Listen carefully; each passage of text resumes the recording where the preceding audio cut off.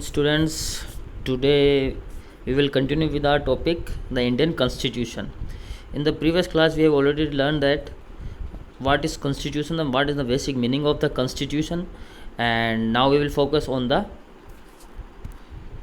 what is the last and the most important feature of the constitution, that is the fundamental rights. In this class we will learn about what the meaning of fundamental rights and what are the basics we have given. Our constitution have given to us what are the basics of the fundamental rights. So thus focus on the class. Right to equality, the first and the most important fundamental rights. Right to equality, basically understand that this right states that all the citizens are the same under the law.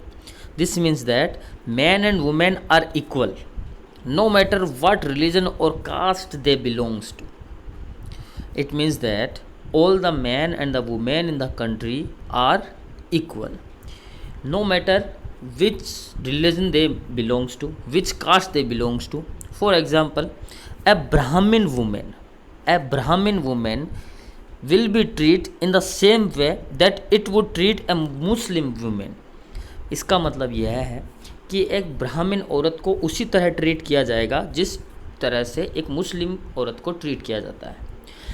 ऐसा नहीं है कि है ना ब्राह्मण जो औरत होगी, जो भी ब्राह्मण वुमेन होगी, उनको अलग स्पेशल कुछ अलग फैसिलिटीज़ दी जाएगी और मुस्लिम को नहीं दी जाएगी. ऐसा बिल्कुल भी नहीं है, चाहे वो किसी भी रिलीजन से हो, चाहे वो किसी भी कास्ट से हो. ऐसा बिल्कुल भी नहीं है कि उनके बीच में किसी भी प्रकार का भेदभाव किया जाएगा. जैसा कि पहले हमारे जो राजा महाराजा के ज़माने में थे, हम जो ब्रिटिशर्स के अंदर थे, तो उसके अंदर किया जाता था कि भाई ये जो कास्ट है वो ऊंची है, ये कास्ट है नीची है.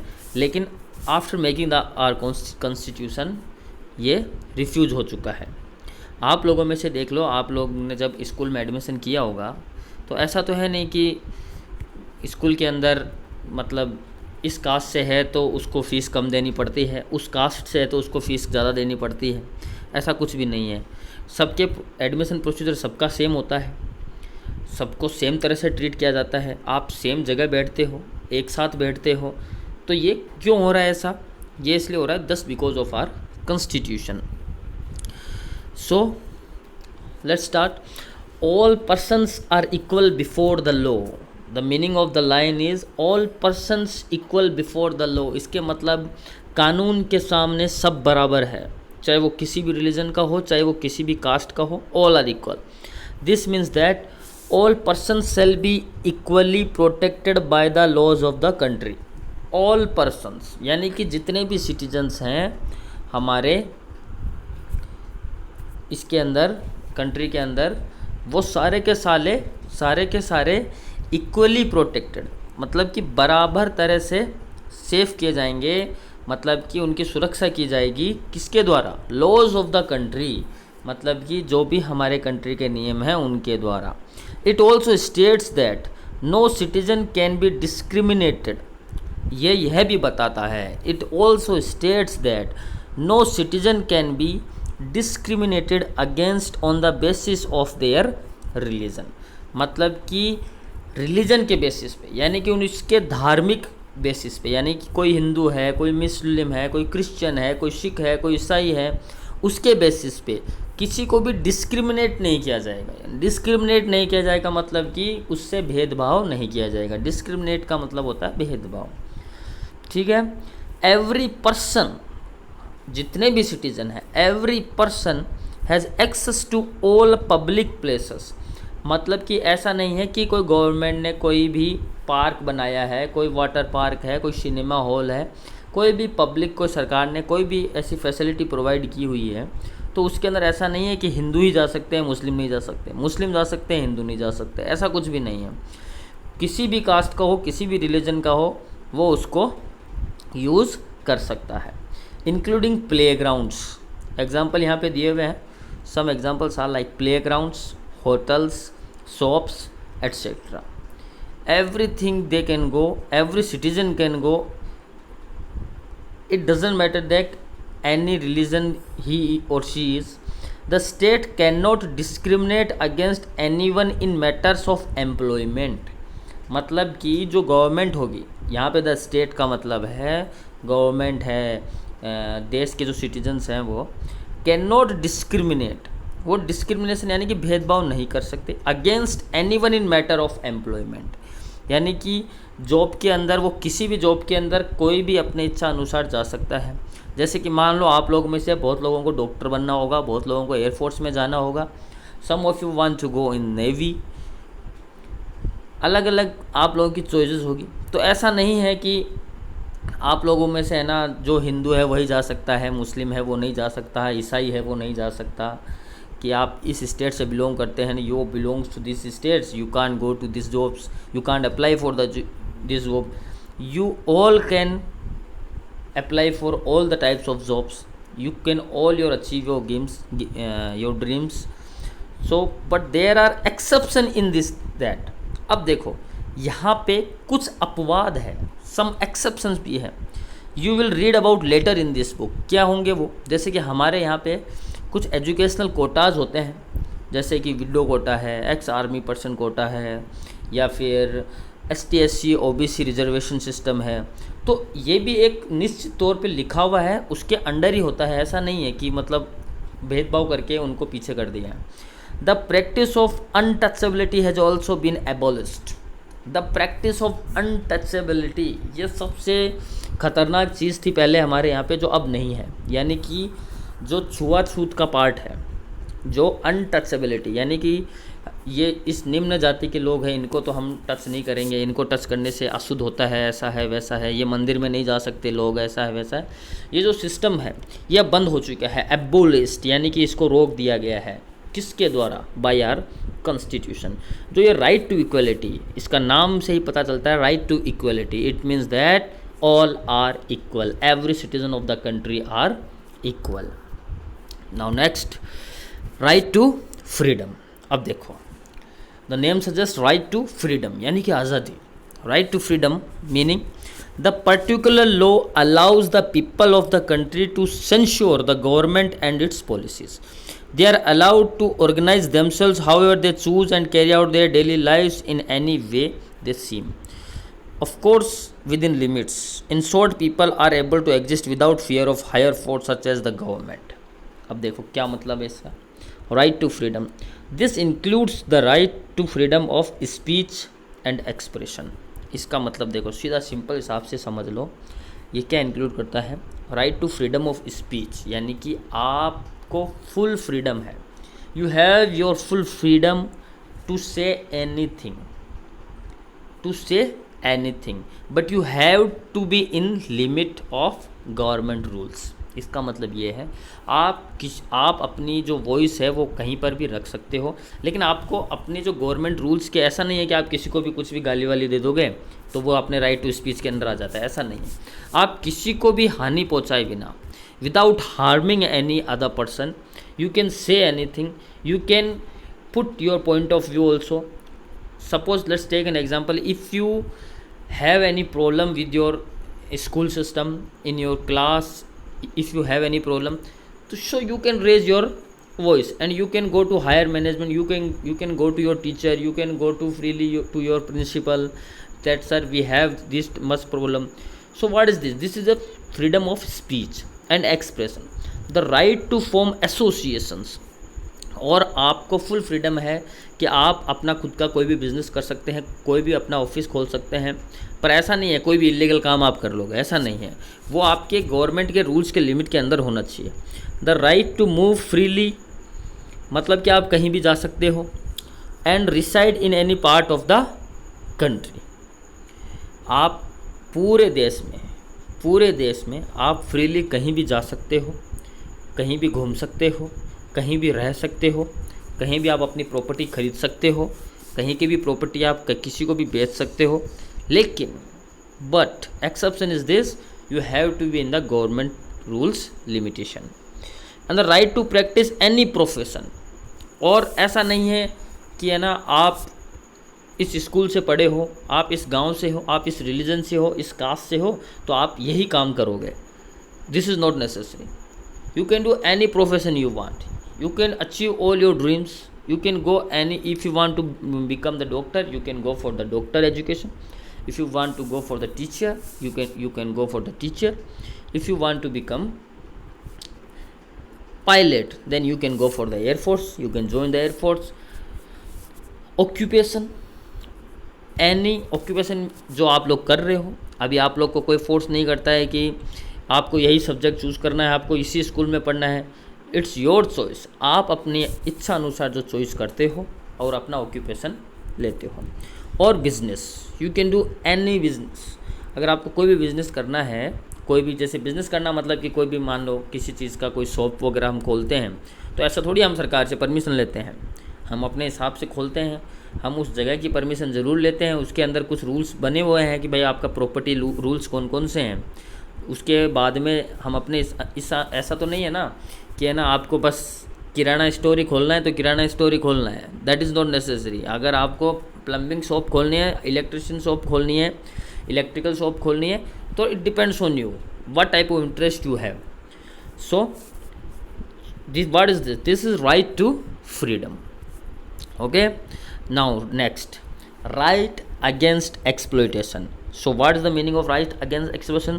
The constitution prohibits human trafficking, forced labor. यानी कि कोई भी इंसान एक दूसरे इंसान को नहीं बेच सकता. ऐसा नहीं है कि वो इंसानों को बेच रहा है, खरीद रहा है.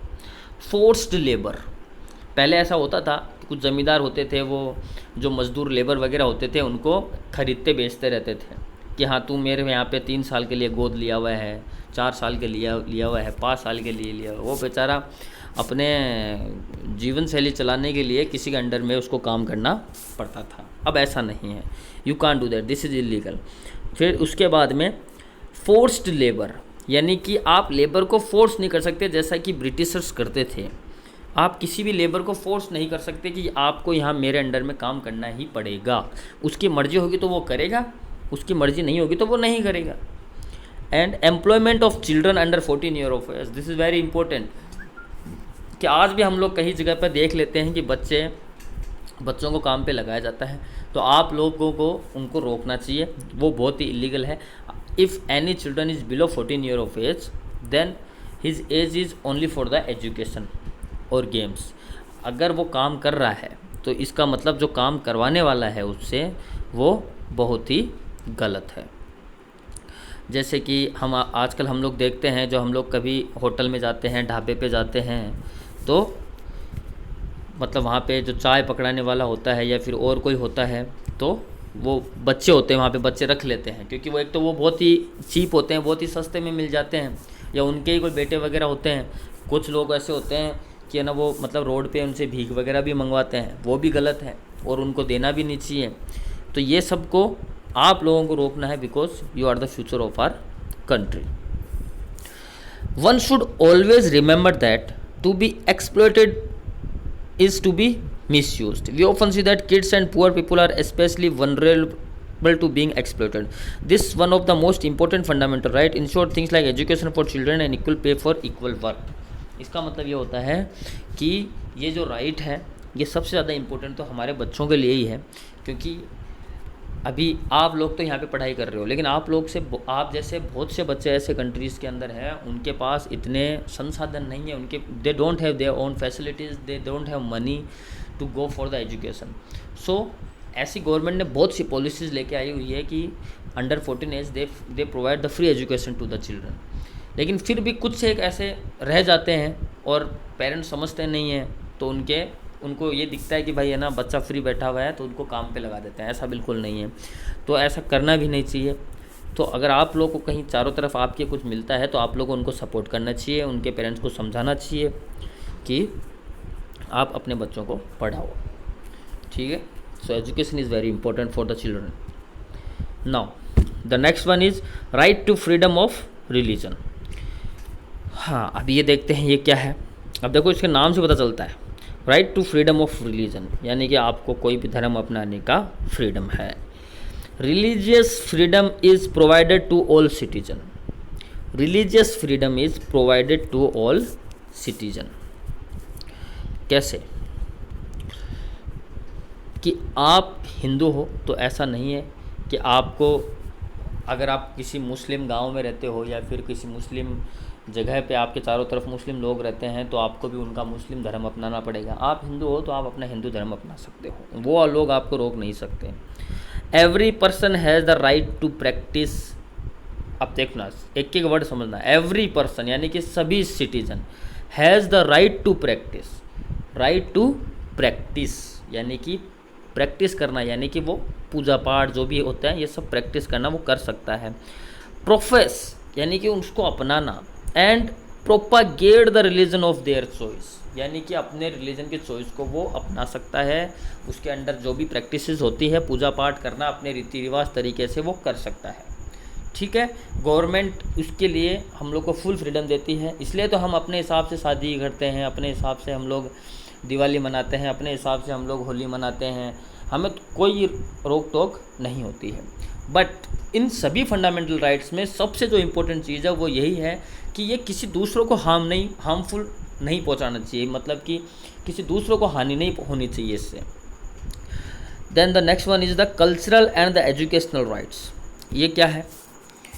Cultural and the educational rights. So student, the constitution states that all minorities. अब व्हाट इज़ माइनॉरिटीज़? माइनॉरिटीज़ मतलब कि समाज के अंदर कोई भी कम वर्ग के लोग होते हैं, यानी कि मान लो आपके गांव के अंदर 100 घर हैं तो 100 में से 90 हुए जाट, जो 10 है वो कुछ ब्राह्मण हैं, तो जो ब्राह्मण हुए वो क्या हुए? माइनॉरिटीज़ हुए। यानी कि ऐसे ही हमारे जो इंडिया है, इंडिया के अंदर हिंदू ज़्यादा है, जो मुस्लिम है या फिर बाकी रिलीजन के हैं वो माइनॉरिटीज़ होते हैं। रिलीजियस और linguistic can set up their own educational institutions. ऐसा नहीं है कि वो माइनॉरिटीज़ हैं तो वो कुछ नहीं कर सकते, वो अपना इंस्टीट्यूशन खड़ा नहीं कर सकते, अपना बिजनेस नहीं कर सकते, ऐसा कुछ भी नहीं है। आप एजुकेशन नहीं ले सकते, स्कूल में एडमिशन नहीं ले सकते, ऐसा नहीं है। ऑल आर इक्वल, और सबको बराबर का अधिकार है। जो प्रोसीजर मेजॉरिटी लेती है वही प्रोसीजर माइनॉरिटी को भी फॉलो करना पड़ता है, वही प्रोसीजर मेजॉरिटी को भी फॉलो करना पड़ता है। In order to preserve and develop their own culture, और अपने कल्चर के अकॉर्डिंग, जैसे मुस्लिम है तो अपने कल्चर के अकॉर्डिंग खुद की स्कूल्स खोल सकते हैं, उसके अंदर मुस्लिम एजुकेशन वो लोग दे सकते हैं। तो अपने कल्चर को बढ़ावा देने के लिए ऐसा कोई भी काम अगर वो लोग करना चाहते हैं तो वो कर सकते हैं, उनको नहीं रोका जाता है। ठीक है, और specially in our country each and every citizen can practice their choice of religion. Everyone is free to do whatever his religion tells them to do. So Muslim fast during Ramzan. Ab now you can understand that Ramzan we have holiday. Ramzan every Muslim fasts on the Ramzan. Christians during Lent and Hindus during Navratri. और नवरात्रि हम लोग व्रत करते हैं, fast करते हैं, तो हमें कोई रोकता है क्या? कोई नहीं रोकता। However, in following a religion, we should not forget that other people are free to follow their, and that this is no reason to fight. और ये कोई लड़ाई का इशू भी नहीं है। So that's why we call that the longest constitution we have, and the most जो freedom हमें मिली है वो हमारे देश को मिली है। We should always proud of that we are Indian. And the fundamental rights to constitutional remedies. अब देखो ये सबसे लास्ट है बट नॉट द लिस्ट, ये सबसे इम्पोर्टेंट है। ये क्या है? जितने भी हमने प्रीवियस फंडामेंटल राइट्स पढ़े हुए हैं, वो हमने जो प्रीवियस पढ़े हैं उनकी भी डिटेल्ड है, उनकी भी फुल डिटेल है, लेकिन आपको सिर्फ बेसिक पढ़ना है। अभी आपकी बुक में अभी स्टार्टिंग में फर्स्ट चैप्टर में बेसिक्स दिया हुआ है, साइड कॉर्नर में ब्लू बॉक्स के अंदर ये सारे दिए हुए हैं, लेकिन ये सबसे इंपॉर्टेंट है, इसलिए मैंने आपके लिए अलग से ये बनाई है कि आपको ये पता होने चाहिए। Not only for the exam point of view, आपको ये जनरली पता होने चाहिए कि हमारे देश में कौन कौन से फंडामेंटल राइट्स हैं। सो राइट टू कॉन्स्टिट्यूशनल रेमिडीज़, जितने भी हमने पहले 5 जो हमने पढ़े हुए हैं उनको फॉलो करें, गवर्नमेंट उनको फॉलो करें, आप लोग उनको फॉलो करो। उनको कोई आप उनका मतलब ऐसा नहीं है कि गवर्नमेंट उनको भूल के और आपके साथ में कुछ भी कर रही है, तो उन सब को फॉलो करें। उन सब के लिए ये वाला हमारे पास फंडामेंटल राइट्स है जिसको हम बोलते हैं right to constitutional remedies. This allows citizen to move the court, this allows citizen to move the court if they believe that any of their fundamental rights have been violated by the state. If government of India violate previous 5 fundamental rights that we have already studied, then you can go to court, Supreme Court, High Court. These are the courts that we will read in the next chapter. हम अगले chapter में वही पढ़ेंगे कि आपको अगर पिछले 5 fundamental rights में अगर सरकार आपको वोलेट करती है, वोलेट करना है कि वो मानती नहीं है, अगर उन फंडामेंटल राइट्स को भुलाकर आपके साथ में कुछ भी ऐसा आपको रोका जाता है, आपको कोई भी आपकी जो राइट्स हैं वो नहीं दिए जाते हैं, तो आप you can go to court और आपको वहाँ पे पक्का जज अच्छे से मिलेगा। आपको जो भी जुडिशरी अपना जो डिपार्टमेंट है वो भी बहुत अच्छा है। Okay then, these are the fundamental rights of the constitution. एक बार फिर देख लेते हैं हम, जैसे कि right to equality, we all know that the name is suggest right to equal और all equal in the law. Right to freedom, we all have a full freedom to do anything, to do any business, to do any education. Right against exploitation, बच्चों के लिए बहुत important है, under the age of 14 year of age, forced labour, human trafficking के against है ये वाला। Then we have the right to freedom of religion, any religion we can pursue, any religion we can practice. Cultural and educational rights, जितने भी cultural और education departments हैं उनके लिए ये है कि हम अपनी मर्ज़ी से अपना कल्चर चूज़ कर सकते हैं। We can choose our own education department also, we can go any subject, we can take any subject, we can choose any college. और जो रिलीजन्स होते हैं वो अपने हिसाब से ही अपने धर्म को बढ़ावा दे सकते हैं। Then we have the last and the least but not the least, the right to constitutional remedies. This allows citizen to move the court if they believe that any of their fundamental rights have been violated by the state. So now the last key feature of the Indian Constitution is secularism. अब देखो ये क्या होता है, ये secularism क्या चीज़ है। A secular state is one in which the state does not officially promote any one religion. बहुत से कंट्रीज ऐसे होते हैं जो एक सिंगल रिलीजन को प्रमोट करते हैं, लेकिन हमारा इंडिया ऐसा बिल्कुल भी नहीं है। ऐसा नहीं है कि इंडिया के अंदर सिर्फ हिंदू ही रहेंगे, ठीक है, नाम हिंदुस्तान है लेकिन हिंदू नहीं है, ऐसा नहीं है। ये नाम तो बहुत पहले पड़ा हुआ है, ऐसा ज़रूरी नहीं है कि तुम लोग में से भी बहुत लोगों के नाम है लेकिन वैसे गुण नहीं है तुम में। तो वैसे ही जो नाम है उसके अकॉर्डिंग नहीं है, आप अपने रिलीजन के अकॉर्डिंग, जो कि एक बहुत ही अच्छी चीज़ है कि आप अपने नाम के अकॉर्डिंग कुछ भी ले सकते हो, कोई भी रिलीजन आप ले सकते हो। You now understand that the way in which a country's history often determines the kind of constitution that a country adopt to for itself. The Constitution plays a crucial role in laying out the ideals that we would like all citizens of the country to adhere to, including the representatives that we elect to rule us. Just like in the game of football, a change of constitution rules will affect the game. Indian Constitution has been amended over the years. अब देखो क्या होता है कि जब starting में constitution बना था, ठीक है, तो ऐसा नहीं है कि वो स्टार्टिंग में बना था उसी को हम ऐसे बुरी तरह से फॉलो करते जा रहे हैं। उसमें जैसे जैसे हमें ज़रूरत पड़ती है, हमारी जो कंडीशंस है, जो इन्वायरमेंट चेंज होता है, कल्चर चेंज होते रहते हैं, तो उसके अकॉर्डिंग हम ढलते रहे और हमने उसमें अमेंडमेंट करते रहे। और जैसे कि मान लो एक फ़ुटबॉल गेम है, इसमें एग्जांपल दिया हुआ बहुत ही अच्छा एग्जांपल है, जैसे कि फ़ुटबॉल टीम है, तो फुटबॉल गेम से क्रिकेट रूल्स है, ये हमेशा देखो पहले इतने रूल्स नहीं चलते थे। अब जैसे जैसे वो गेम बेहतर होता जा रहा है वैसे वैसे हम अपने अकॉर्डिंग उसको रूल्स को भी चेंज करते रह रहे हैं। तो वैसे ही हमारा जो कॉन्स्टिट्यूशन है वो भी वैसा ही है, हमें जैसे जैसे ज़रूरत पड़ रही है उसको अच्छा बनाने की, हम वैसे वैसे उसके अंदर अमेंडमेंट करते रहते हैं। Major change in the constitution means the change in the fundamental nature of the country. We show this in the case of Nepal and how it needs to adept any constitution often it was recently becomes a democratic society. ऐसे कोई major change की हमारे यहाँ पे ज़रूरत अभी तक नहीं पड़ी है, जैसे कि ज़रूरत नेपाल को पड़ी थी, क्योंकि वो तो क्या था, हमने पहले एग्जांपल मैंने आपको एक्सप्लेन किया हुआ है कि वहाँ पे पहले मोनार्की थी, कि वहाँ पे डेमोक्रेटिक बोलते थे, लेकिन उसके अंदर प्रोविजंस उनके कॉन्स्टिट्यूशन में 1990 के अंदर ऐसे थे, जो 1990 के अंदर जो उनका नेपाल का जो कॉन्स्टिट्यूशन था वो ऐसा था, वो ऊपर से डेमोक्रेटिक था, लेकिन अंदर से उसके रूल्स जो थे वो पूरे के पूरे उनके पास पावर जो थी वो किंग के पास थी। तो वो डेमोक्रेटिक कहाँ से हुआ? अभी के हिसाब से डेमोक्रेटिक नहीं हुआ। उस टाइम उसको डेमोक्रेसी बोला जाता था कि हाँ भाई हमारा का जो कॉन्स्टिट्यूशन है वो डेमोक्रेटिक है, लेकिन ऐसा बिल्कुल भी नहीं था। इसलिए वहाँ के लोगों को प्रॉब्लम हुई, उन्होंने प्रोटेस्ट किए, उन्होंने बहुत लड़ाई लड़ी, तब जाके 2006 के अंदर उन्होंने अपना एक नया कॉन्स्टिट्यूशन बनाया।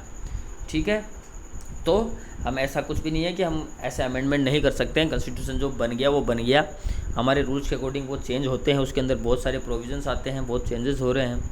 रिसेंट एग्जांपल आप लोग देख लो, आपकी जो न्यू एजुकेशन पॉलिसी आ रही है वो पहले कुछ और थी और अब 40 साल बाद में वो चेंज हो रही है। तो देखते हैं कितना चेंज होती है, थोड़ा बहुत अमेंडमेंट उसमें भी किया जा रहा है। तो ऐसे होता है, वो होती है सेक्युलर कंट्री, जिसके अंदर अपना खुद का बिल्कुल भी खुद का ऐसा नहीं है कि हिंदू कंट्री है, मुस्लिम कंट्री है, ऐसा बिल्कुल भी नहीं है। हम सब डेमोक्रेटिक है, हम सब एक हैं और सारे के सारे हम लोग कोई भी अपना कल्चर चूज़ कर सकते हैं, कोई भी हम रिलीजन चूज़ कर सकते हैं। ठीक है, thank you for listening carefully and be aware with the corona. Stay home, stay safe. आप लोग को पूरा ध्यान रखना है आपका और अपने परिवार का। Thank you so much, thank you for the listening patiently.